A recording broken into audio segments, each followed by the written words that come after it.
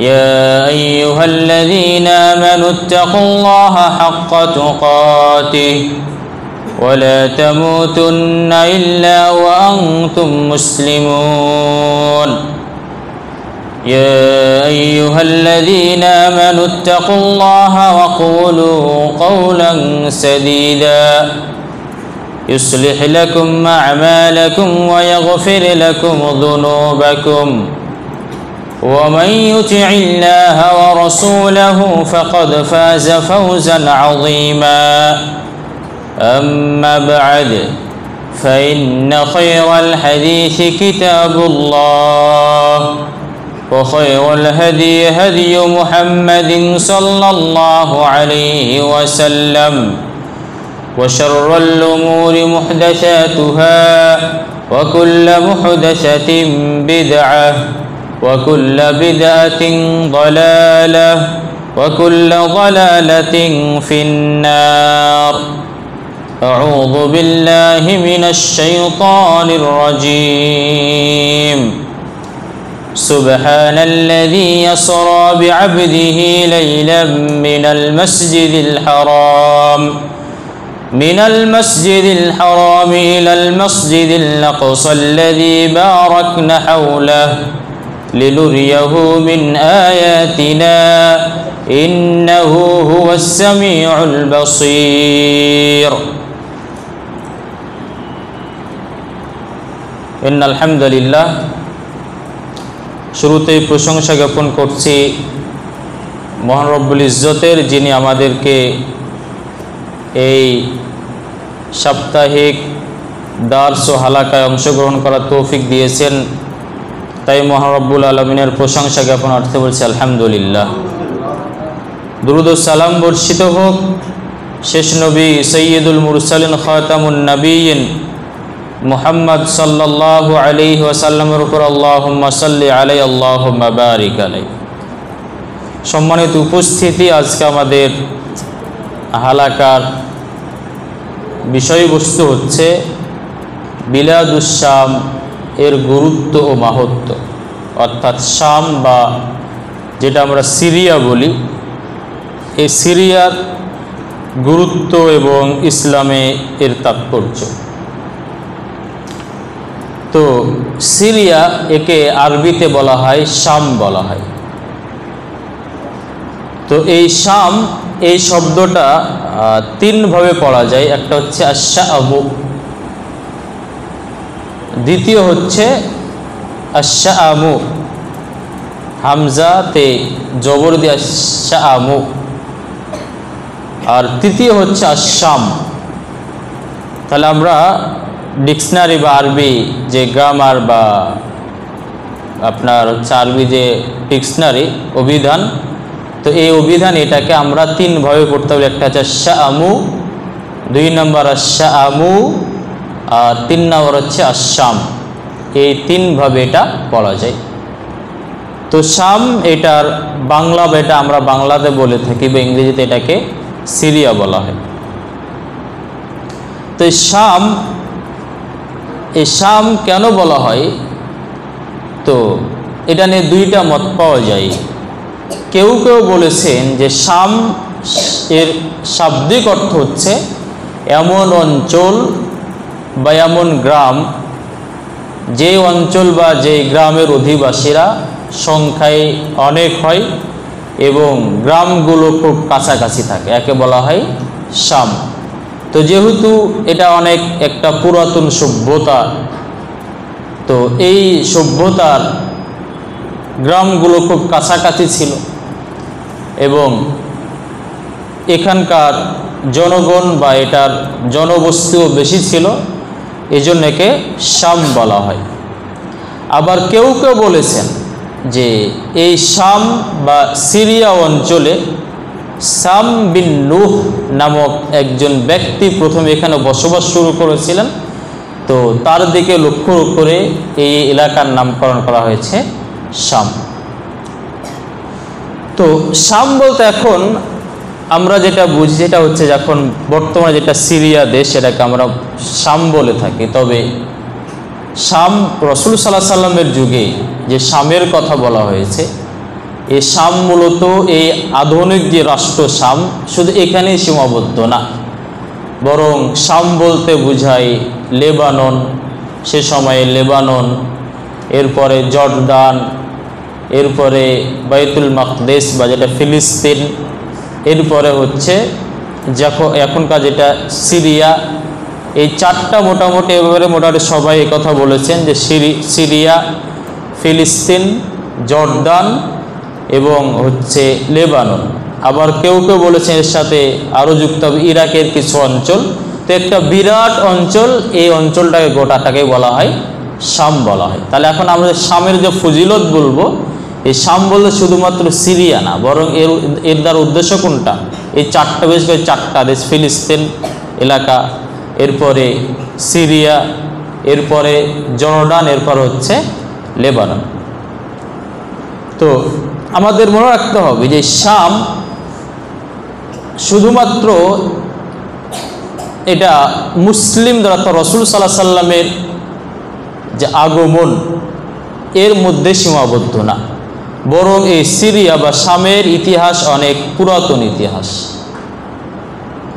এটা হচ্ছে এমন একটা জায়গা যেখানে মোটামুটি ইব্রাহিম আলাইহিস সালামের পর থেকে যতগুলো আমরা নবীদের বিবরণ পাই বা যতগুলো আমরা নবীদের জীবনী পাই, তো সকল নবীরা মূলত এই শামে এসেছিলেন। মানে এটা এমন একটা বরকতপূর্ণ জায়গা, এমন একটা গুরুত্বপূর্ণ জায়গা যে ইব্রাহিম আলাইহিস সালামের পর থেকে মানে যত নবী এসেছেন সবাই মূলত কি এই শাম এলাকাতে এসেছেন বা শাম দেশেই বা এই সিরিয়াতেই তাদের আগমন ঘটেছে। এবার এরপরে এই শাম এটা এমন একটা নবীদের প্রিয় জায়গা ছিল যে আমরা সবাই জানি যে ইউসুফ আলাইহিস সালাম তিনি মূলত মিশরের লোক ছিলেন। তো আমরা সবাই কাহিনী জানি যে তাকে তার ভাইয়েরা নিয়ে যায়, এরপরে কূপে ফেলে দেয়, এরপরে একটা বণিক দল কূপ থেকে তুলে এরপরে বিক্রি করে দেয়, এরপরে তারা ওই সেই যেটা ইউসুফ জুলেখার কাহিনী আমরা জানি। তো সেখানে তিনি পরবর্তীতে ক্ষমতা লাভ করেন। তো এই যে এই মানে আপনার ইউসুফ আলাইহিস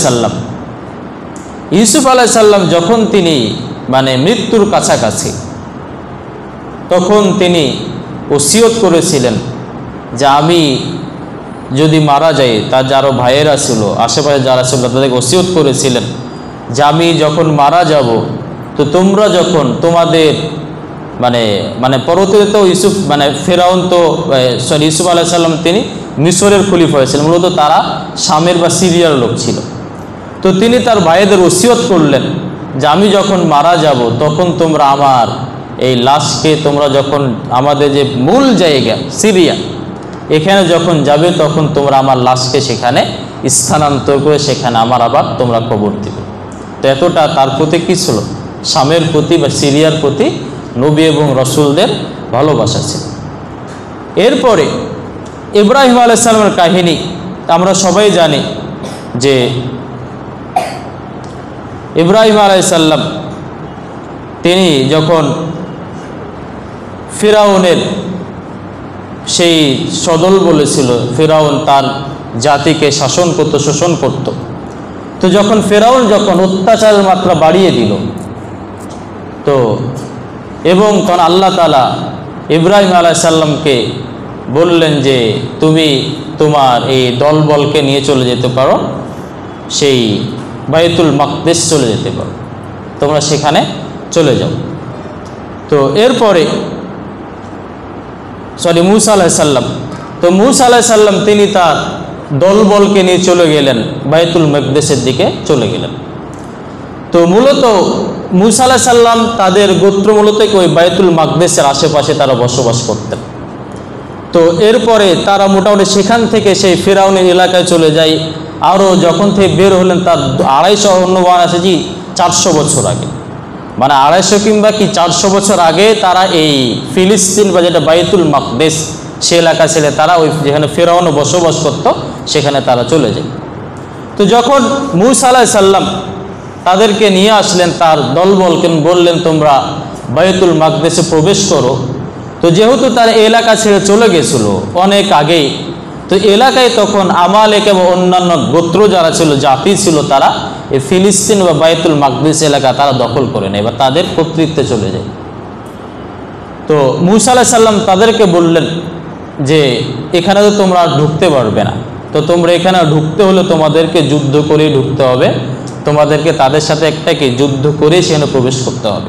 তো এই জন্য তোমরা যদি প্রবেশ করতে চাও তো তবে সেখানে তোমাদেরকে যুদ্ধ করে তোমরা প্রবেশ করো। তো আল্লাহ তাআলা বলছেন, মূসা আলাইহিস সালাম তখন বলেছেন, ইয়া কওমি দুখুলুল আরদাল মুকাদ্দাসাতাল্লাতী কাতাবাল্লাহু লাকুম, অর্থাৎ হে আমার জাতি, তোমরা বাইতুল মাকদাস আরদুল মুকাদ্দাস পবিত্র ভূমিতে প্রবেশ করো, আল্লাতী কাতাবাল্লাহু লাকুম, যেটা আল্লাহ তাআলা তোমাদের জন্য বিধিবদ্ধ করে দিয়েছেন, ওয়ালা তারতাদ্দু আলা আদবারিকুম, তোমরা এই প্রবেশ করতে গিয়ে তোমরা পিছু টানো হবে না, ফাতানকালিবু খাসিরিন, যদি তোমরা পিছু হটো তবে তোমরা লাঞ্ছিত হবে।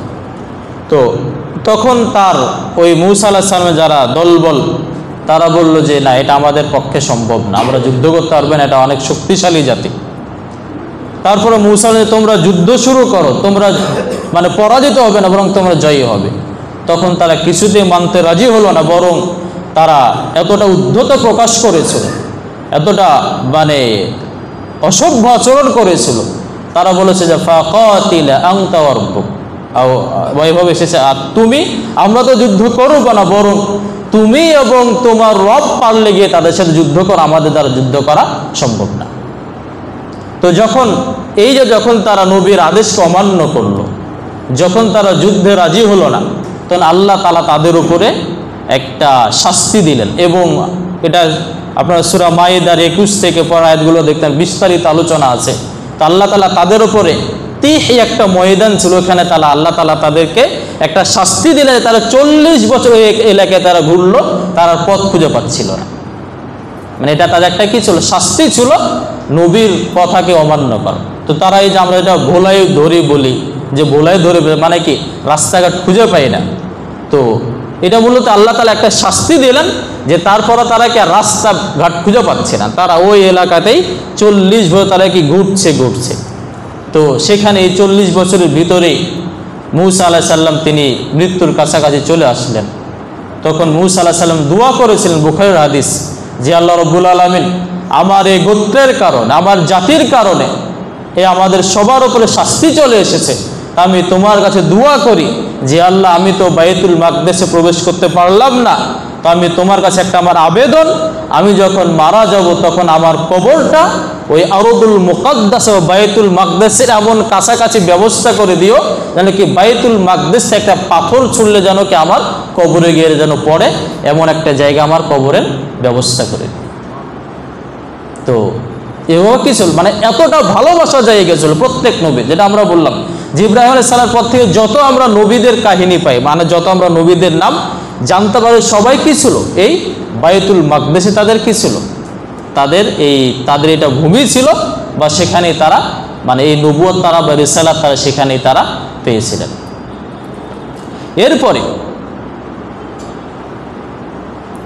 আমাদের নবী সাল্লাল্লাহু আলাইহি সাল্লাম এই যে একটা বাইতুল মাকদেস এমন একটা জায়গা, বা এই শাম এমন একটা গুরুত্বপূর্ণ জায়গা, যে আল্লাহ রাব্বুল আলামিন আমাদের নবীর ইসরা করালেন বাইতুল মাকদেসে, এবং এখানে নবী সাল্লাল্লাহু আলাইহি সাল্লামের পিছনে 1,24,000 নবী কি করলেন, তার পিছনে সবাই মুক্তাদি হলেন এই বাইতুল মাকদেসে বা এই শাম বা কি সিরিয়া অঞ্চলে। আল্লাহ তাআলা চাইলে, আমরা সবাই জানি সব থেকে ফজিলতপূর্ণ মসজিদ কোনটা, বাইতুল্লাহ বা কাবা, কিন্তু আল্লাহ তাআলা সেখানে নবীদের ইমামতির দায়িত্ব না দিয়ে তিনি এটা ব্যবস্থা করলেন বাইতুল মাকদিসে।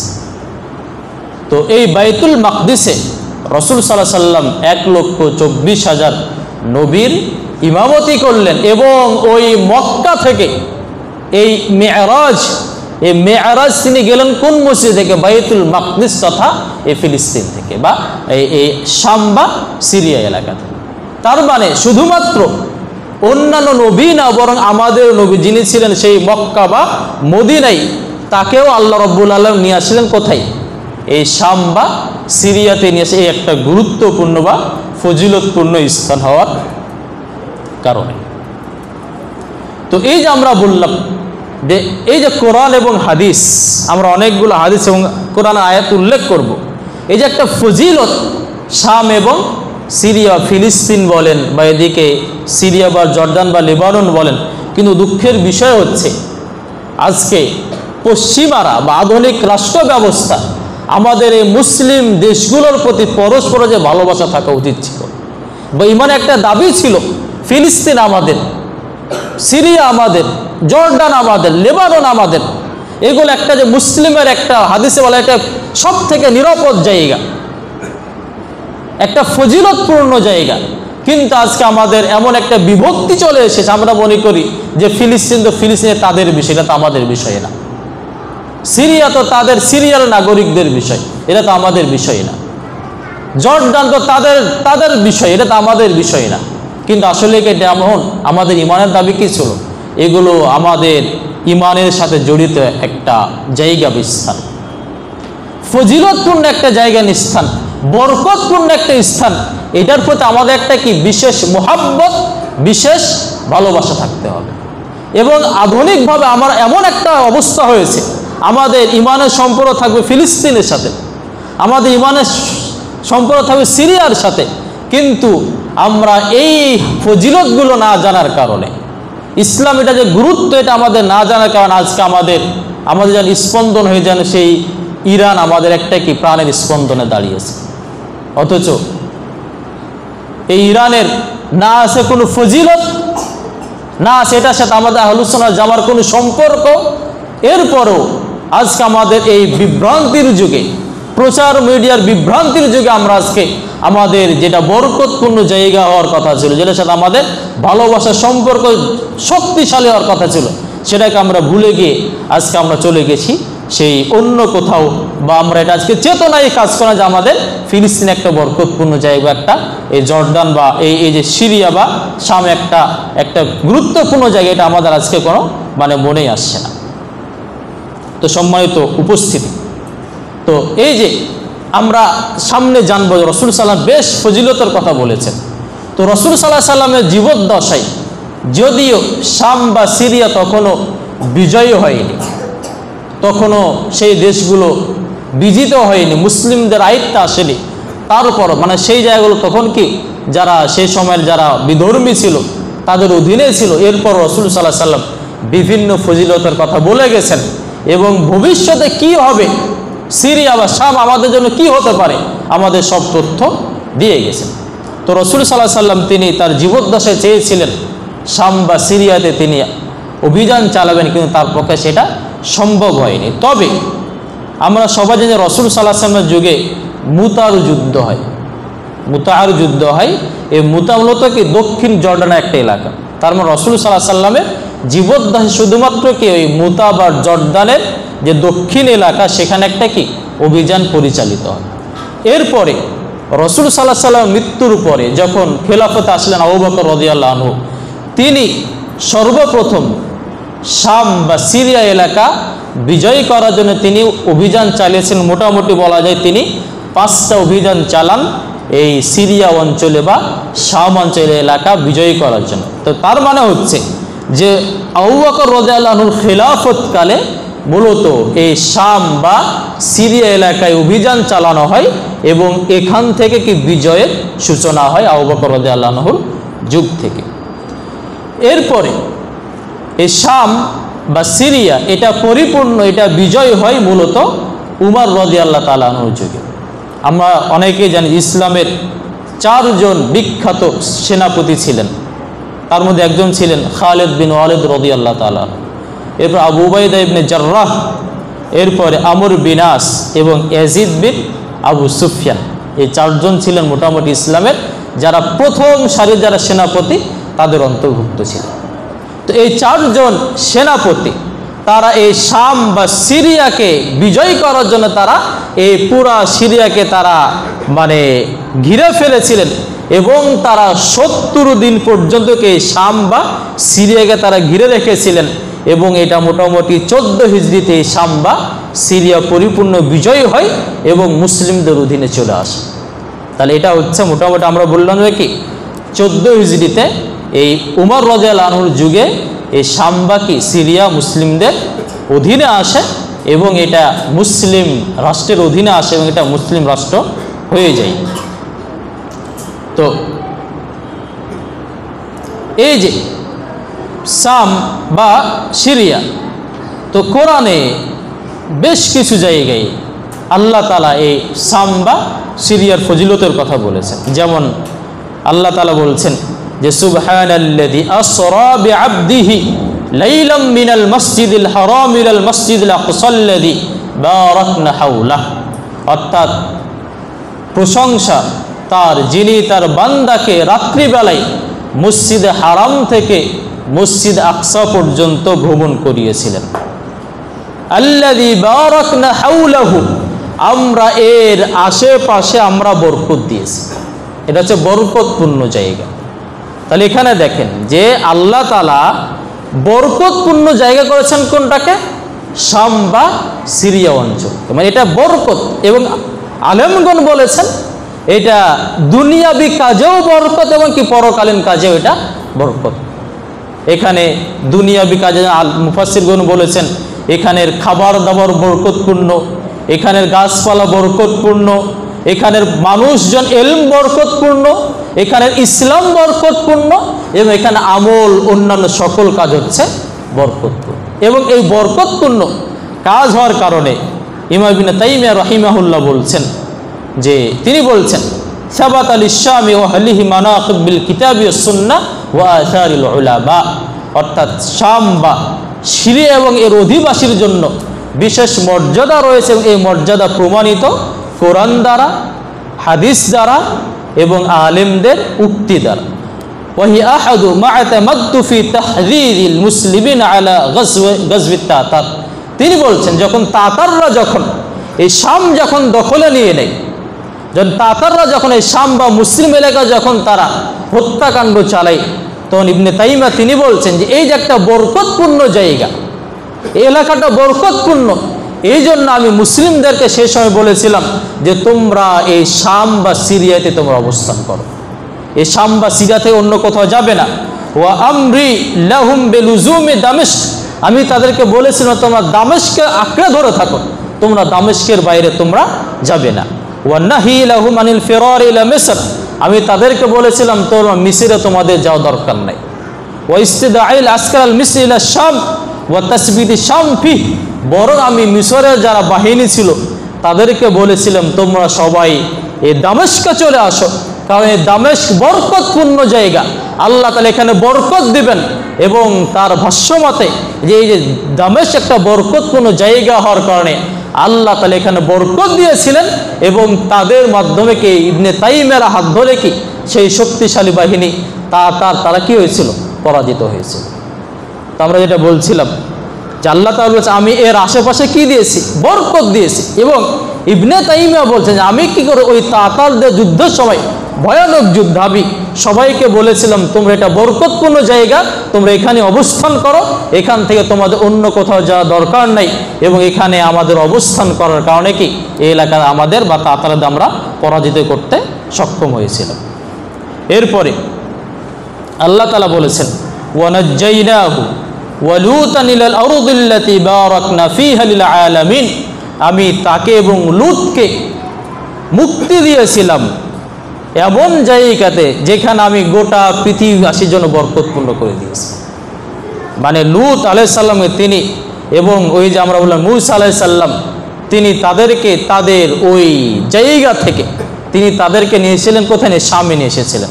এবং আল্লাহ তাআলা বলছেন যে আমি এটা গোটা পৃথিবীবাসীর জন্য বরকতপূর্ণ করেছি। তার মানে কি শাম শুধুমাত্র ওই আশেপাশের এলাকার জন্য বরকতপূর্ণ না, বরং কোরআনের ভাষ্যমতে এটা গোটা পৃথিবীবাসী সবার জন্য এই জায়গাটা হচ্ছে বরকতপূর্ণ জায়গা।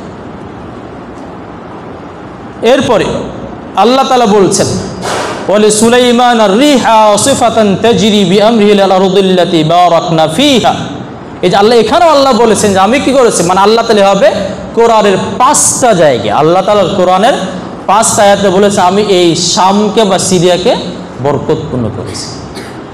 এবং আমাদের মনে রাখতে হবে যে আলেমগণ বলেছেন যে আপনার শহরের দিক থেকে মক্কা ফজিলতপূর্ণ, শহরের দিকে কি মক্কা ফজিলতপূর্ণ, আর মৃত্যুর দিক থেকে মদিনা বরকতপূর্ণ। কারণ আল্লাহ রাসূল সাল্লাল্লাহু আলাইহি ওয়াসাল্লাম বলেছেন যে যদি লাউ ইয়াস্তাতি আহাদুকুম ইয়ামুতা ফিল মাদিনা ফালইয়ামুত ফিহা, যদি কারো সম্ভব হয় মদিনাতে মৃত্যুবরণ করা, তবে সে যেন কি করে মদিনাতেই মৃত্যুবরণ করে। মানে মদিনাতে কি মৃত্যুবরণ করলে একটা কি আছে, আলাদা একটা ফজিলত আছে। আর বরকতপূর্ণ জায়গা হচ্ছে মানে গোটা এলাকা ভিত্তিক বরকতপূর্ণ জায়গা হচ্ছে কি শাম।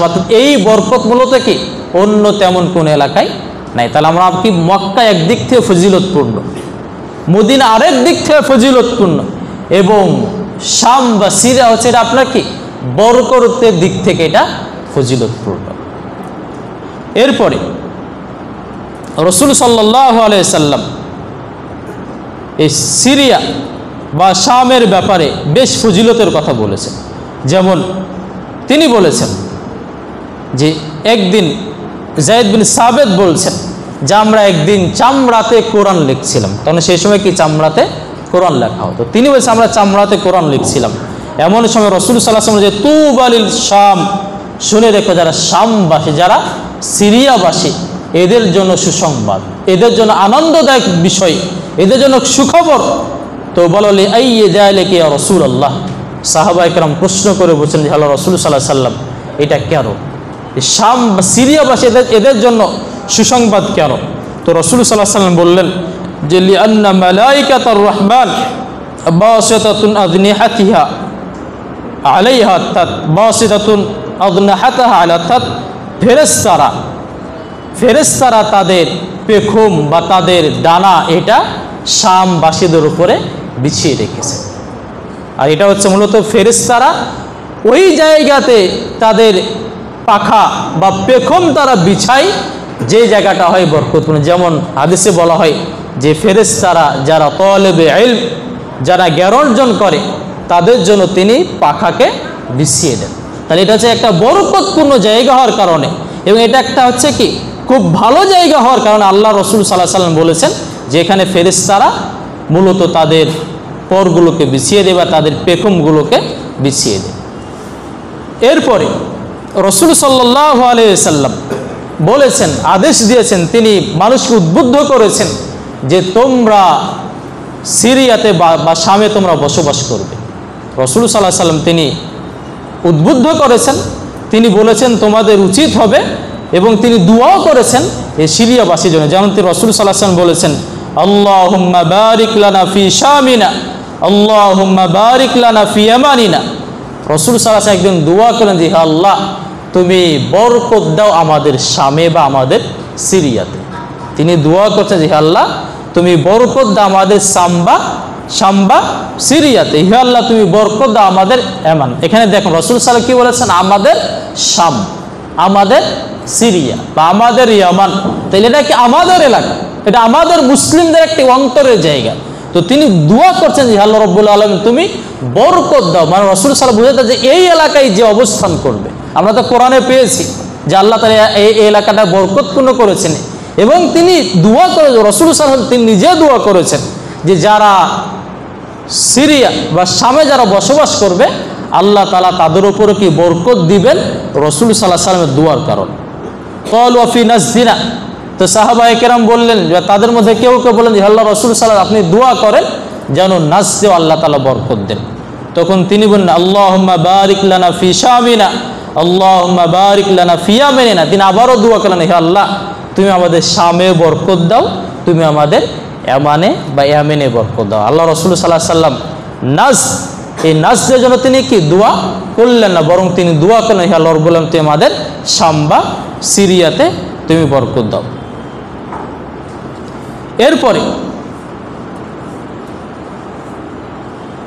বলা হচ্ছে যে শাম বা সিরিয়া এমন একটা জায়গা, এখানেই মূলত কি হবে হাসর নাসর হবে।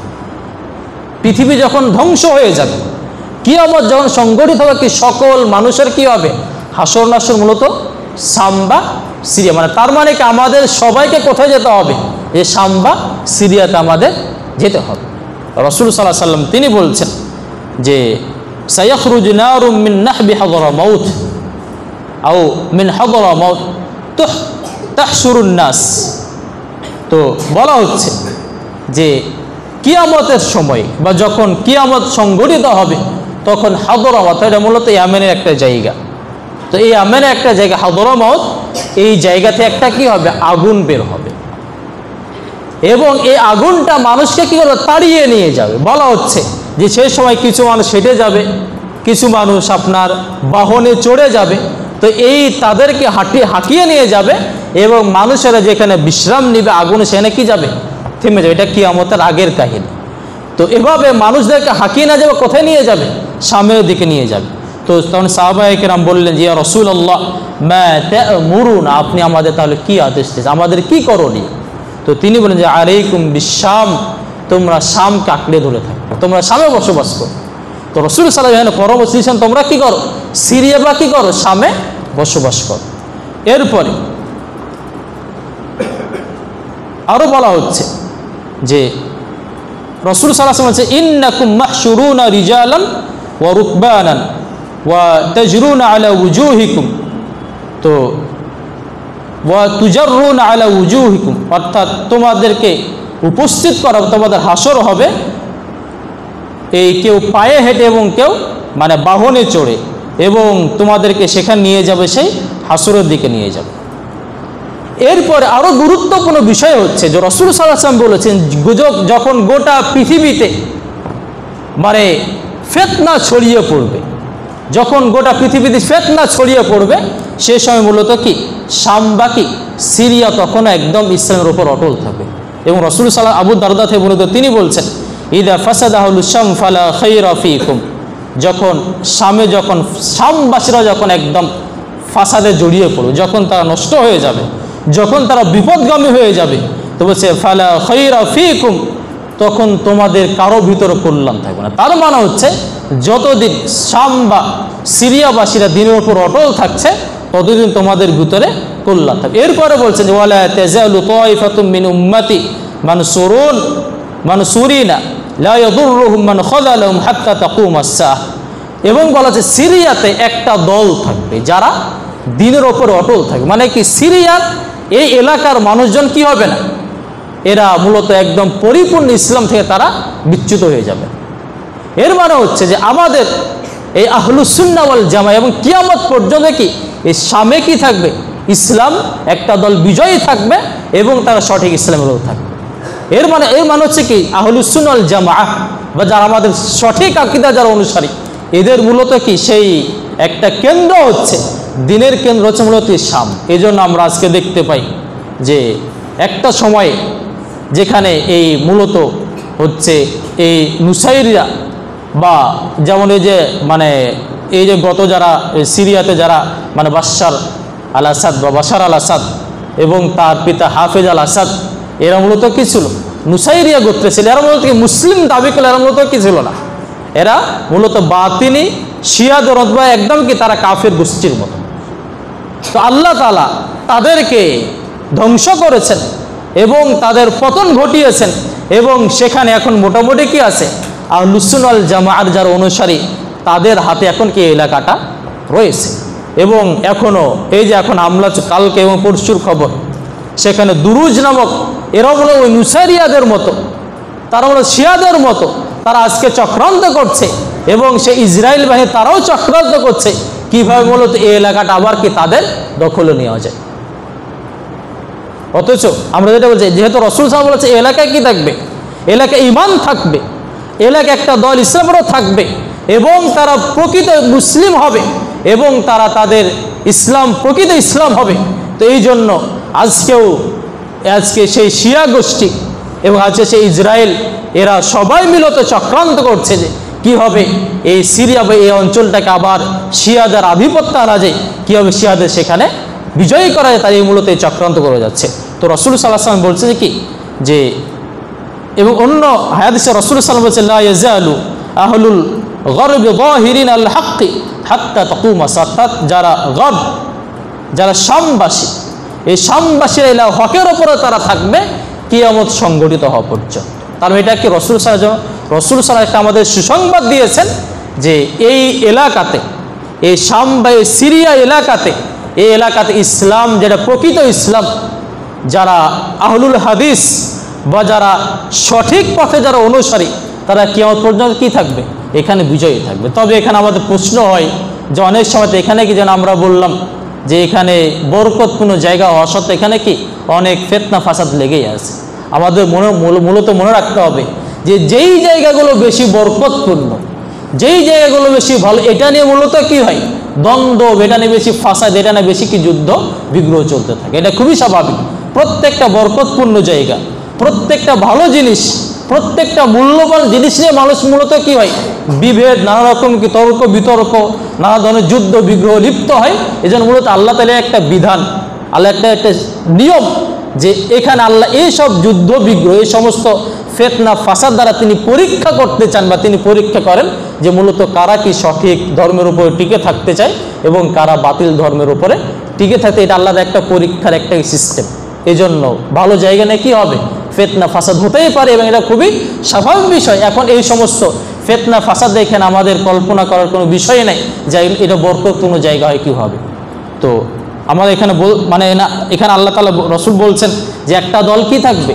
তারা বিজয়ী থাকবে। এর মানে এই বিজয়ী বলতে কি? আমরা অনেক সময় বিজয়ী বলতে বুঝি যায় কি তারা মানে সবসময় কি তাদের শাসন ক্ষমতা তাদের হাতে থাকবে। মূলত বিষয়টা কি না, এমন না। এর মানে হচ্ছে যে ওই এলাকাতে কিছু লোক থাকবেই যারা কি হবে না, কখনো দিন থেকে বিচ্যুত হবে না। এর মানে এই না যে ওই এলাকা কি মানে যারা আহলুস সুন্নাহ বা যারা সঠিক দিনের অনুসারী তারা সবাই সেখানে বিজয়ী হবে সব সময়, তাদের হাতে কর্তৃত্ব থাকবে, বিষয়টা কি না, এমন না। তো এখানে উদ্দেশ্য কি? ওখানে সেখানে অবশ্যই একটা না একটা দল থাকবে যারা সেই সঠিক দিনের উপরে যারা অটল থাকবে।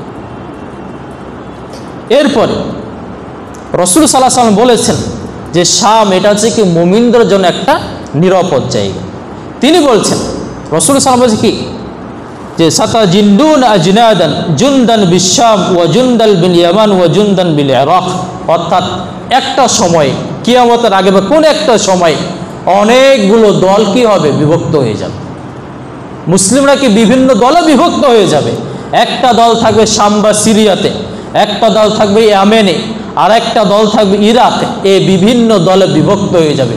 তখন সাহাবায়ে কেরাম প্রশ্ন করলেন যে আল্লাহ রাসূল সাল্লাল্লাহু আলাইহি ওয়াসাল্লাম তাহলে আমরা কোন দলে থাকব? আমাদের কোন দলে থাকতে হবে?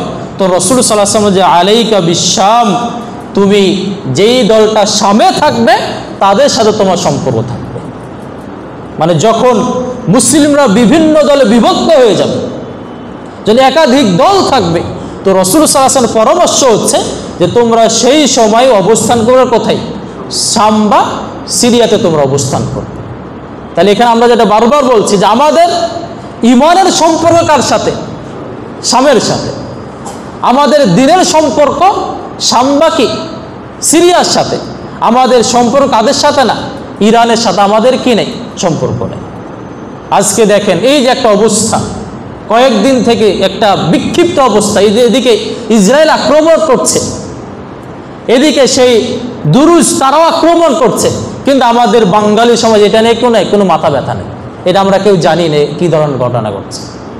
অথচ এই ইসরায়েল এরা তো ইসলামের কি সেই প্রকৃত শত্রু, দুরুজ এরাও ইসলামের কি প্রকৃত শত্রু।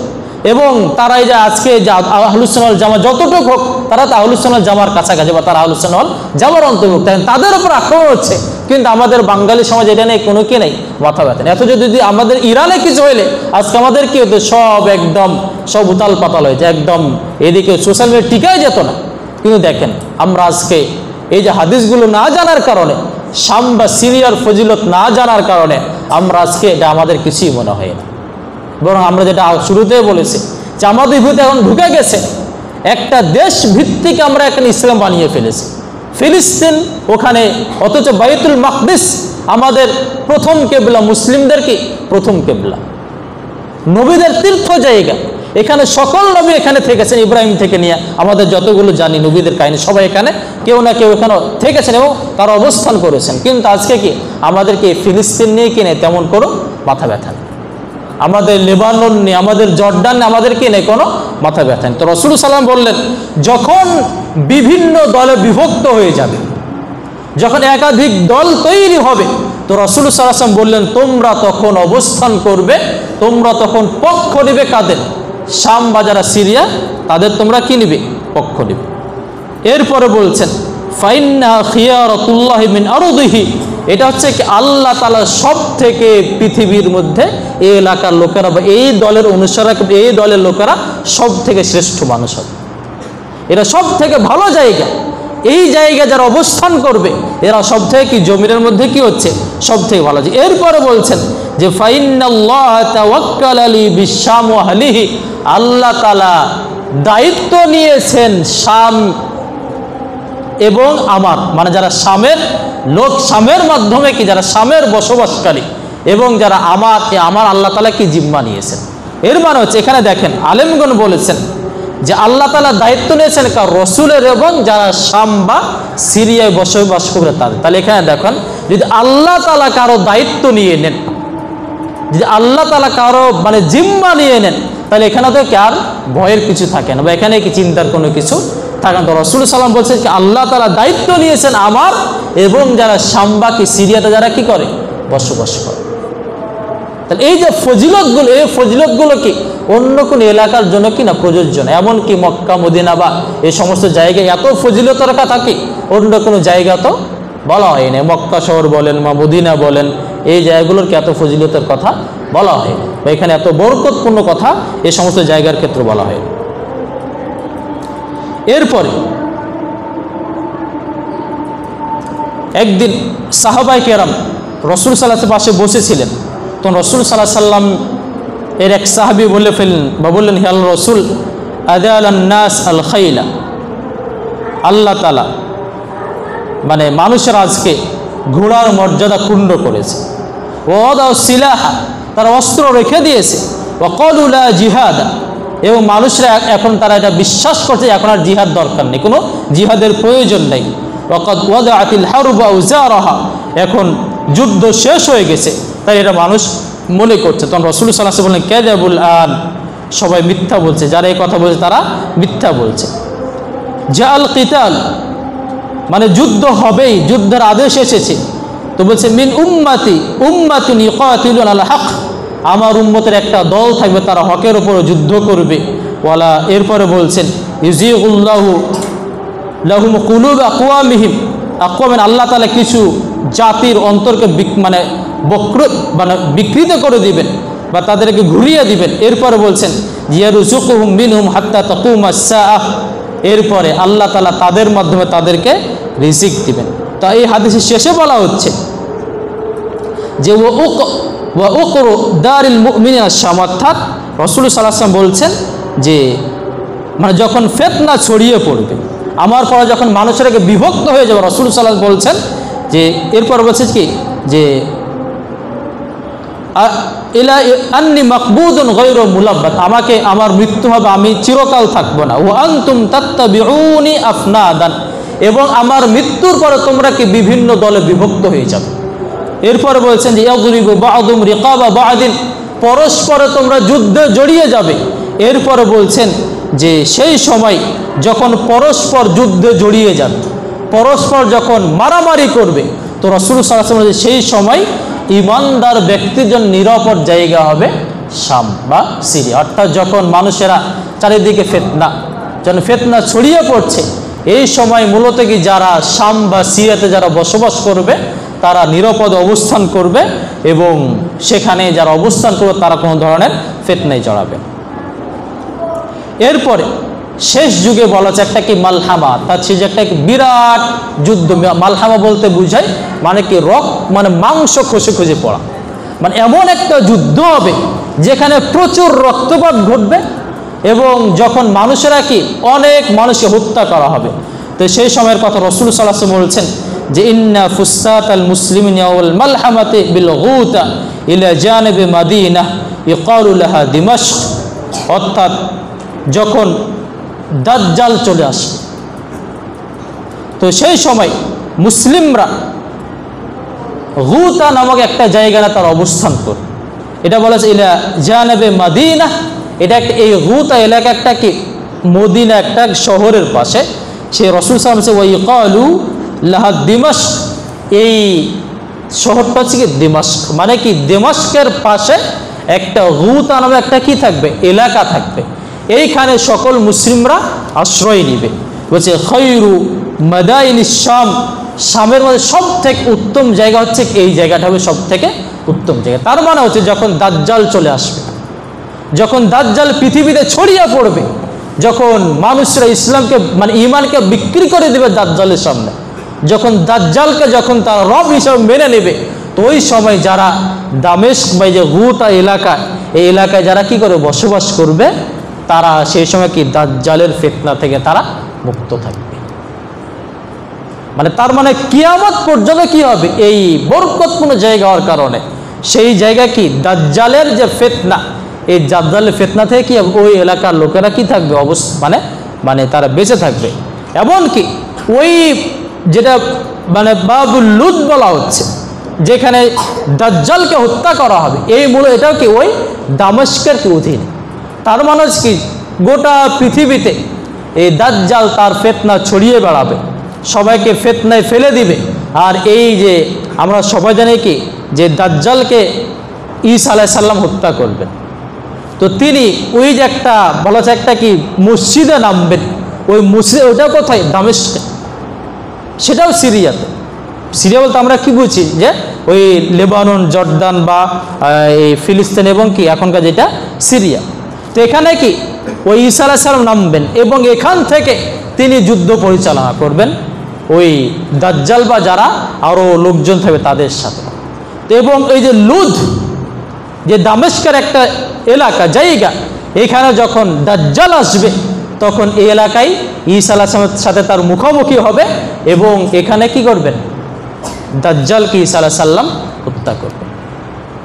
তাহলে এই দাজ্জালের যে হত্যা হবে এটা মূলত কোথায় হবে, সেই সিরিয়াতেই হবে এবং এখানকার মানুষরা কি থাকবে দাজ্জালের ফিতনা থেকে তারা মুক্ত থাকতে পারবে।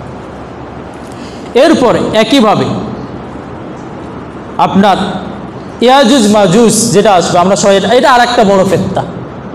এই ইয়াজুজ মাজুজ এই যে তারা পৃথিবীতে একদম অরাজকতা ছড়িয়ে বেড়া, তারা বিশৃঙ্খলা তৈরি করবে, মানে তাদের সামনে টিকে থাকার মতো কেউ থাকবে না। তারা যেখানে যাবে সব ক্ষেত খামার নষ্ট করে ফেলবে, পানি একদম খেয়ে ফেলবে, গোটা পৃথিবীকে তারা একদম শোষণে ভরে ফেলবে এবং তাদের মূলত এই সামনে গিয়ে তাদের কি হবে, সেখানে তাদের মৃত্যু হবে। এখানে বলা হচ্ছে যখন তারা গোটা পৃথিবীতে অরাজকতা তৈরি করে ফেলেছে, সবাইকে পরাজিত করেছে, তখন তারা বলে যে আমাদের পৃথিবীতে আমাদেরকে আর রুখে দেওয়ার মতো কেউ নেই, এখন তারা এখন আমরা কি যে আসমানে যারা আছে তাদেরকে আমরা হত্যা করব। মানে তাদের অহংকার এত বেড়ে যাবে, তারা বলে আমরা এখন কি আমাদের যে রব যে আল্লাহ বলা আছে আমরা কি করবো, তাকেও হত্যা করব। তখন তার উপর দিকে তারা কি তীর ছুঁড়ে মারবে, তখন আল্লাহ তাহলে ওই তীরটাকে আটকে একটা কি করবেন রক্ত সহকারে পাঠাবেন এবং তারপরে এই দেখো রক্ত চলে, তার মানে কি উপরে সবাই কি গেছে, মারা গেছে, আর কেউ নেই। এখন কি পুরো পৃথিবী কি আমাদের রাজত্ব, আমাদের সব অধীনস্থ, আসমান জমিন সবই আমাদের অধীনস্থ। এই যে ইয়াজুজ বা যারা পৃথিবীতে অরাজকতা তৈরি করবে, এই তাদেরও কি আল্লাহ তাআলা একটা কি করেন পাখি পাঠাবে এবং ওই পাখিটা কি থাকবে, পাখিরা তারা ছোট ছোট মানে পাথর নিক্ষেপ করে সবগুলোকে আল্লাহ তাআলা কি মেরে ফেলবে। এই তাদের সবার মৃত্যু হওয়ার কথায় এই সিরিয়াতে তাদের কি ঘটবে, মৃত্যু ঘটবে। তো এই সিরিয়া এমন একটা জায়গা। তো এরপরে ঈমান হচ্ছে এই যে সিরিয়া একটা ঈমানের এটা একটা ভূমি। রাসূল সাল্লাল্লাহু আলাইহি ওয়াসাল্লাম ভাষা এটা কি সিরিয়াটা হচ্ছে ঈমানের ভূমি। যে রাসূল সাল্লাল্লাহু আলাইহি ওয়াসাল্লাম বলছে যে ইন্নী রাআইতু উমুদাল কিতাব উনতুজিআ মিন তাহতি বিসাদাত, আমি দেখলাম যে এই কিতাবুল্লাহ বা আল্লাহর কিতাব, এই আল্লাহর কিতাবের খুঁটিটা বা এই কোরআনটাকে আমার বালিশের নিচ থেকে ছিনিয়ে নেওয়া হয়েছে। তিনি বলছেন যে আমার এই বালিশের নিচ থেকে কী হচ্ছে, যে আমি দেখলাম যে বালিশের নিচ থেকে এই কিতাবটাকে নিয়ে নেওয়া হয়েছে ফানাযারতু ফাইদা হুয়া নূরুন সাতিউন উমিদা বিল শাম, এরপরে দেখলাম যে এটা কি একটা উজ্জ্বল আলো হয়ে গেছে। সেই খুঁড়িটা একটা উজ্জ্বল আলো হয়েছে এবং সেটাকে দাঁড় করিয়ে দেওয়া হয়েছে শামে, সেটাকে গেঁথে দেওয়া হয়েছে, সেটাকে স্থাপন করা হয়েছে শামে।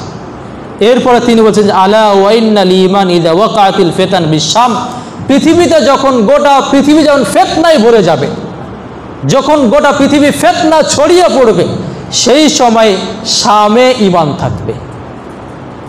সেই সময় ঈমান থাকবে কোথায়? শাম। যখন গোটা পৃথিবীর ঈমান নাই, সব ইসলাম বিকৃত হয়ে গেছে, ফিতনা, মারামারি, কাটাকাটি, কোথাও শান্তি নাই, কোথাও ঈমান নাই, সব বাতিলে ভরে গেছে, তখন ওই সময় ঈমান থাকবে কোথায়? শামে থাকবে। এই হচ্ছে শামের ফজিলত। যখন কোথাও ঈমান খুঁজে পাওয়া যাচ্ছে, ফিতনা ছড়িয়ে গেছে, ওই সময় আমাদেরকে ঈমান আমরা খুঁজে পাবো কোথায়? শাম, বা আমরা সিরিয়াতে কি ঈমান খুঁজে পাবো। তাহলে আমরা যেটা বারবার বলছি, এটা কি ইসলামের একটা কেন্দ্র, ইসলামের একটা জায়গা। এবং এখানে কি আমরা যেটা বলেছি যে প্রত্যেক নবী, ইব্রাহিম থেকে নিয়ে প্রত্যেকটা নবী আমাদের জীবনে যারা সবাই কি আছে, এই সিরিয়াতে তারা কি ছিলেন। এখানে আমাদের নবী, এখান থেকে তার কি হয়েছে? মেয়েরাজ হয়েছে। আল্লাহ চাইলে কি করতে পারতেন? তাকে ওই কাবা থেকে তার মেয়েরাজ করতে পারেন, কিন্তু এখান থেকে কি তার মেয়েরাজ হয় না। আল্লাহ তাহলে এই সিরিয়া বা কি শাম এলাকাতে তার আল্লাহ কি করেছেন? মেয়েরাজ করেছেন। এবং এখানে কি অনেক সাহাবীরা এখানে যাই গেছে। এবং আমরা যেটা বললাম বরকতপূর্ণ, এই যে দেখেন, এটা এমন একটা বরকতপূর্ণ যে এটা একটা কি ছিল, যেমন ইসলামী খেলাফত, উমাইয়া খেলাফত ধরেন, এই উমাইয়া খেলাফত পুরোটাই কি পরিচালনা হয়েছে কোত্থেকে? শাম থেকে। মানে এই যে উমাইয়া খেলাফত বড় বড়, বা ইসলামের যে প্রথম খেলাফত, মানে এই যে আমরা চার খলিফার পরে যে খেলাফত, এই খেলাফত গোটাটাই কি পরিচালনা হয়েছে কার থেকে? শাম থেকে। এবং এই শাম থেকে গোটা পৃথিবীতে তখন কি ইসলাম কি গেছে? ছড়িয়ে গেছে, যেহেতু পুরো রাজধানী তখন কি শাম বা সিরিয়া। এই জন্য কি ওই গোটা পৃথিবীতে যে ঈমান, যে ইসলামের যে ভূখণ্ডগুলো বৃদ্ধি হয়েছে দিন দিন, এটা কোত্থেকে হয়েছে?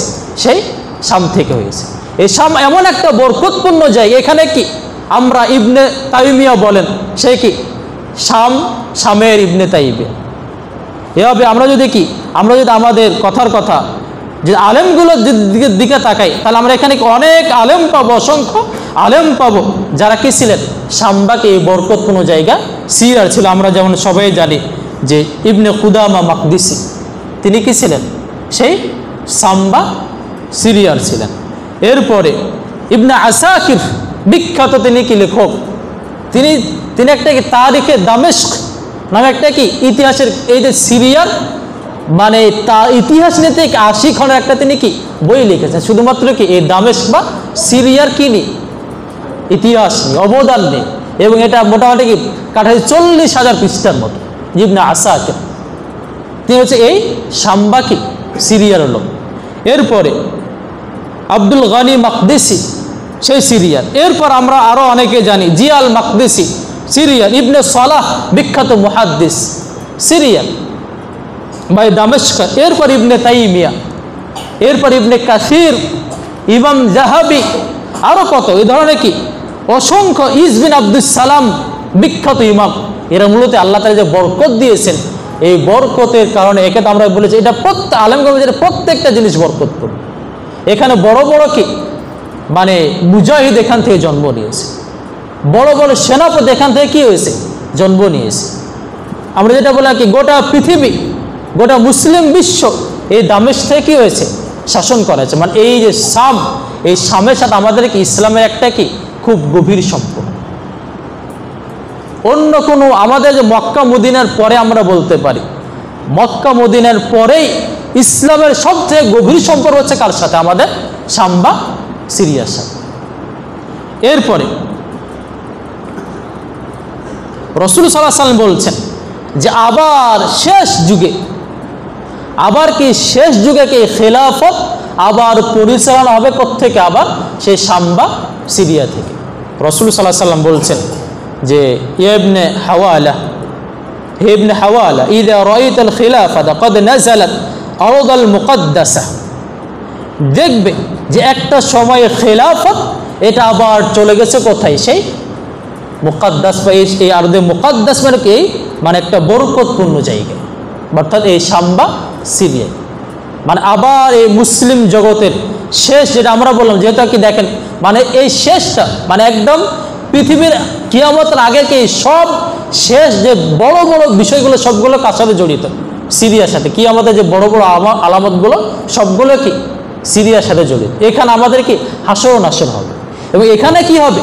খেলাফত হবে। তার মানে হচ্ছে এই যে একটা ধরনের বিশৃঙ্খল অবস্থা, এই জন্য দেখবেন কি তো রাসূল সাল্লাল্লাহু আলাইহি ওয়াসাল্লাম বলেন যে একটা সময় কি হবে, এই সিরিয়া বা কি আরদুল মুকাদ্দাসাতে, এই বরকতপূর্ণ জমিতে কি হবে? জমিনে খেলাফত চলে আসবে, এবং এখান থেকে আবার খেলাফত পরিচালিত হবে। এবং দেখেন যে এই জায়গাটা, এই জন্য এই জায়গা মানে এমন একটা অবস্থা, আজকে ধরেন এখানে এই যে আমাদের মূলত যে কিয়ামতের আগে আমাদের সব থেকে ধরেন বড় শত্রু কারা হবে? সে আমাদের মূল যুদ্ধটা মূলত আমাদের যে ঈসা আলাইহিস সালামের সাথে মূল যুদ্ধটা কাদের সাথে হবে?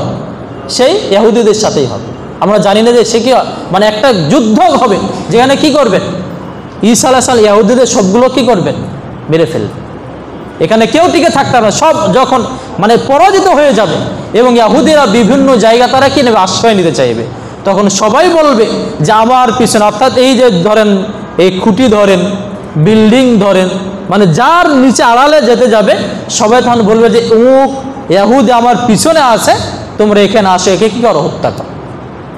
তো এই সময় সবাই মানে এই যে কিয়ামতের আগের যে যুদ্ধটা মূলত কি হবে? সেই ইহুদিদের সাথেই হবে। শুধুমাত্র গারকাদ নামে একটা গাছ, এই গাছ বলবে না যে আমার পিছনে কি আছে? ইহুদি বসে আছে। এছাড়া কি সবাই বলে ফেলবে, বলে দিবে যে আমার পিছনে কি ইহুদি আছে, তোমরা একে কি করো? হত্যা করো। তো এই যে দেখেন এখন অবস্থা দেখেন, তার মানে এখন কি এই জন্য আজকে ইহুদি রাষ্ট্রটা কি সব থেকে বেশি তৎপর এলাকাতে কি করার জন্য, এটাকে একটা বিশেষভাবে তার কবজা আনার জন্য, এবং এই এলাকাটাকে তার একটা কর্তৃত্ব বজায় রাখার জন্য সেই ইহুদি বা ইসরায়েল তার আজকে সব থেকে বেশি কি তৎপর। এবং এর সাথে যারা বিভিন্নভাবে এই এলাকাটাকে আবার মানে একটা অশান্তি তৈরি করছে, সেই ইরান বা কি শিয়া গোষ্ঠী। তো এই জন্য তার মানে একটা দেখেন যে রাসূল সাল্লাম কি বলছে, এই সময় একটা কি এমন একটা অবস্থা তৈরি হবে, এবং আজকে আমরা এটার কি ইঙ্গিতও পাচ্ছি। এই জন্য কি এইখানে মূলত ইহুদিরা তারাও চাচ্ছে যে কি করবে, এই যে একটা আধিপত্য তারা কায়েম করবে, এই জায়গায় তারা একটা বড় ধরনের তারা কর্তৃত্ব দখল করবে। কিন্তু এখানে আমাদের হাদিস বলছে যে এখানে কি তারা হাজারো চেষ্টা করলে কি হবে না, এখানে তারা টিকে থাকতে পারবে। তারা এখান থেকে কি হবে? আবার তাদেরকে বিদায় নিতে হবে, এবং এখানে তাদেরকে পরাজিত হতে হবে। এবং আমরা বললাম যে এখানে কি দুইটা গোষ্ঠী, একটা ইহুদি যাদের সাথে যুদ্ধ হবে, এবং আমরা এখানে বললাম যে কি দেখেন রাসূল সাল্লাল্লাহু আলাইহি ওয়াসাল্লাম বলেছে যে যারা প্রকৃত ঈমান, এই প্রকৃত ঈমান কোথায় থাকবে? এই অঞ্চলটাতেই থাকবে। সিরিয়া, জর্দান, লেবানন এবং কি ফিলিস্তিন, এই অঞ্চলটাতে কি থাকবে? প্রকৃত ঈমান থাকবে। এবং কিন্তু আজকে দিন দিন দেখেন মানে এই এলাকাটাকে ওই শিয়ারাও মূলত কি চাচ্ছে। তার মানে এতে কি প্রমাণ হয়? শিয়াদের ক্ষেত্রে আমরা কি মনে করি? তারা তো অবশ্যই কিনা ইসলামের প্রকৃত ইসলামের উপরে নাই। তার মানে কি হচ্ছে যে এখান থেকে তারা হাজারো চেষ্টা করলে কি হবে না, তারা মানে কিছু সময় জন্য কি সফল হলেও মানে পূর্ণ বা শেষ সফল কিন্তু তারা হবে না। কারণ এখানে প্রকৃত যার ইমানদার তাদের এই জায়গা হবে কি সিরিয়া বা সাম্বা, এই এলাকাটা কি তাদেরই জায়গা হবে। তো এই জন্য আমাদের খুব কি মানে একদম কান খোলা রাখতে হবে যে আমরা আজকে দেখেন যে এই মধ্যপ্রাচ্য গোড়াটাতে এই দুইটা দল তারা কি এই ধরনের কি তারা কি করে আছে, একদম বিশৃঙ্খলা তৈরি করছে। একটা ইসরায়েল আর একটা করছে এই শিয়া বা কি ইরান বলতে পারে আমরা। তো কিন্তু আমাদের জন্য সুসংবাদ যে এরা কি হবে, এক পর্যায়ে কি সবাই এই ধরনের অপচেষ্টা করলেও মূলত কি হবে না। যেমন আজকে আমরা ধরেন বাশার আল আসাদের কথা বলতে পারি, তারা এটা তো কোনোদিন কল্পনাই করতে পারে নাই যে তাদের 54 বছরের কি সেই ফ্যাসিবাদী কি ক্ষমতা, তারা হঠাৎ কি হলো। যদিও বেশ 13 সাল থেকে এখানে একটা মানে স্বাধীনতার জন্য বা একটা মানে চেষ্টা চলছিল, ইসরায়েল বলে কি তারাই কি রেখেছিল, তাদেরকে বসিয়ে রেখেছিল। কিন্তু তারা কি হয়েছে আজকে যেটা মূল সিরিয়া, এখান থেকে তারা কি হয়েছে, উৎখাত হয়েছে। এবং ইনশাআল্লাহ কি হবে, আমাদের যারা আহলুস সুন্নাহ, যারা সঠিক যারা ধর্ম পালন করে, যারা ইসলামের কি সঠিক ইসলামের ওপর আছে, এই জায়গাটা কি হবে তাদেরই দখলে আসবে। এবং এই যে আমরা বলবো যে আমাদের এই যে আজকে আমাদের যে সঠিক ইসলাম চর্চা না হওয়ার কারণে, আমরা আকীদার বিষয়টাকে না জানার কারণে আজকে আমরা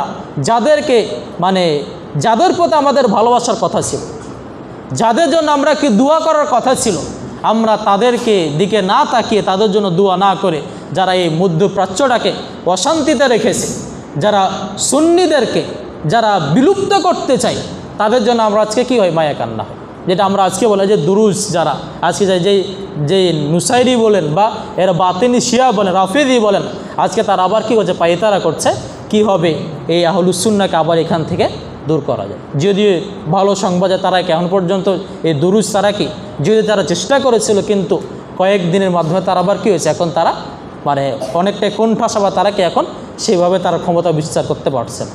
তো যাও, তাহলে আমরা এখান থেকে খুব সহজে আমরা কি সিরিয়া বা শাম এর ফজিলত আমরা খুব সহজেই আমরা বুঝতে পারি, বা আমরা এখানে খুব সংক্ষেপে আমরা বলতে পারি যে এটা এমন একটা জায়গা যেখানে কি প্রত্যেক বা কি অধিকাংশ বা প্রায় সকল নবী যাদের আমরা জীবনী জানি, সকল নবীর একটা কি তীর্থ জায়গা ছিল এই সিরিয়া বা এই ফিলিস্তিন বা এই শাম এলাকা। এরপরে আমরা এখানে পেলাম যে আল্লাহ তাআলা এইটাকে কী করেছেন, বরকতপূর্ণ করেছেন। এই শাম এবং কি তার আশেপাশের এলাকা, এটা আল্লাহ তাআলা বরকতপূর্ণ করেছেন, এবং এই বরকতপূর্ণ জায়গাটা কি শুধু তাদের জন্য প্রযোজ্য না, এবং আল্লাহ তাআলা বলেছে এটা কি এই বরকতটাকে আমি গোটা পৃথিবীবাসীর জন্য বরকতপূর্ণ করে দিয়েছি। এবং আমরা এখান থেকে আরও পেলাম যে হাসর ও নাসর এটা মূলত কী হবে, ওই সিরিয়া কি শাম এলাকাতেই হবে। শেষ যুগে ঈমান ওই সিরিয়া কি শামেই থাকবে। এরপরে রাসূল সাল্লাল্লাহু আলাইহি ওয়াসাল্লাম বলেছেন, যখন গোটা পৃথিবীবাসী বা যখন মুসলিমরা বিভিন্ন দলে আলাদা হয়ে যাবে, বিভিন্ন যখন সেনাবাহিনী বাহিনী যখন গঠন হবে, রাসূল সাল্লাল্লাহু বলেছেন তোমরা অবস্থান করবে, তোমরা পক্ষ নেবে শাম বা সিরিয়াবাসীদের। এই জন্য আমরা উদাত্ত আহ্বান থাকবে যে আমরা দোয়া করবো আল্লাহ যেন তাদের এই শাম বা সিরিয়া বা বিশেষ করে মিডিল ইস্ট, এই মধ্যপ্রাচ্য যেন আল্লাহ তাআলা আমাদের যারা আহলুস সুন্নাহ ওয়াল জামার যারা অনুসারী, আল্লাহ তাদেরকে যেন বিজয় দান করেন, আমিন। এবং এই এলাকা নিয়ে যারা চক্রান্ত করে, সেই ইসরায়েল থেকে শুরু করে খ্রিস্টান দেশগুলো থেকে শুরু করে আজকের ইরান বা শিয়া যারা, তারা যে বিভিন্ন চক্রান্ত করছে, আল্লাহ যেন তাদের চক্রান্তকে ব্যর্থ করে দেন, আমিন। এবং এই এলাকায় যেন শান্তির প্রতিষ্ঠা হয়, এবং এই এলাকায় যেন ইমানের উপরে যেন মানুষরা টিকে থাকে, আল্লাহ তাদের সেই তৌফিক দান করেন, আমিন। এবং আমরা যেন ইমানের সাথে থাকতে পারি, আমলের সাথে থাকতে পারি, এবং আমরা যেন সঠিকটা ভালোভাবে উপলব্ধি করতে পারি, এবং বাতিল কারা তাদেরকে যেন আমরা বুঝতে পারি, আল্লাহ আমাদের সেই তৌফিক দান করেন, আমিন। আজকে আমরা এখানে আমাদের আলোচনা শেষ করছি। আল্লাহ আমাদের সবাইকে ইমানের উপর থাকা তৌফিক দান করেন, আমিন। এবং আমরা যেন ইমানের সাথে দুনিয়া ত্যাগ করতে পারি, আমিন। এবং মুসলিম বিশ্বকে যেন আল্লাহ তাআলা শক্তিশালী করেন, আমিন। সুবহানাকা আল্লাহুম্মা ওয়া বিহামদিকা আশহাদু আল্লা ইলাহা ইল্লা আনতা আস্তাগফিরুকা ওয়া আতুবু ইলাইক। আসসালামু আলাইকুম ওয়া রাহমাতুল্লাহি ওয়া বারাকাতুহু।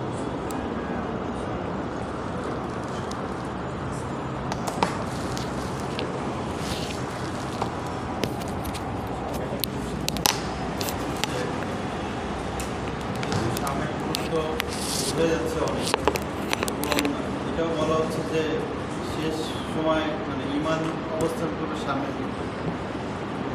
এই জিনিসটাকে মাথায় রেখে কি আমরা যারা দূরে থাকি, আমাদের কি শাম কেন্দ্রিক চিন্তা করা উচিত কিনা, বা হিজরত এরকম কিছু করা যাবে কিনা? সৌদি বা মদিনা কেন্দ্রিক কি ঈমান থাকবে আমার কাছে না? এটা তো বিশেষ করে এই ঈমানটা থাকবে শেষের অবস্থা, যখন কি সব দিকে যখন ফিতনা ছড়িয়ে পড়বে, এই সম্মূলত কি শামেই থাকবে। এখন তার এখনই যে আছে যে এমনটা না, ঈমানটা এখনই সেখানে যে বিজয় আছে এমনও না। ধরেন এখন একটা কি বিশৃঙ্খল অবস্থা না।